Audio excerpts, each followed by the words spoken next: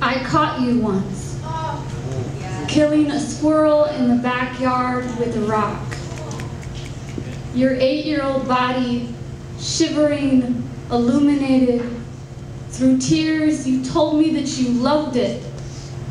I assumed you meant the squirrel. Even after I watched the news, clips of a 10-gallon blue vat being carried out of your building, your refrigerator sealed shut with police tape, the pictures of the boys you kissed too hard. Even after I heard what they found in your refrigerator, 2 human heads and a heart in your freezer, I could not bring myself to call you a monster. Your father told the reporters that when I was pregnant with you, I experienced seizure-like fits. My swollen body would stiffen, foam at the mouth, and my eyes would peel back like paint as if I was trying to look at you.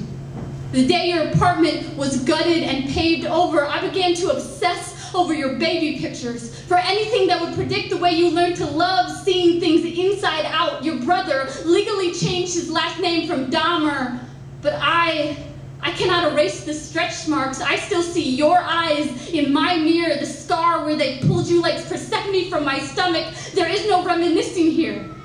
No one wants to hear how you were a wonderful child. They only want to watch the car crash of your life on repeat, your adolescent obsession with roadkill, how you would bike for miles with the garbage bag filled with whatever cadavers you found on the street. How could I possibly not see this coming, they say? Did I hold your hand too tightly when we crossed the street? Child, when your father and I fought at night, did you mistake it for lovemaking? Did I teach those fingers to pluck families apart like flower petals? I love you still, darling. Was it the sound of the dead dog's bones as your father dropped them one by one into the bucket that seduced you? Did it sound too much like your pulse? Was it the day I drove away from you, freshly graduated from high school, 2 months premature of your first murder? Did I put too many states between us? Did you put your own heart in the freezer next to the thought of me? Would Mary be forsaken if Jesus had not grown to be the son God had intended to father?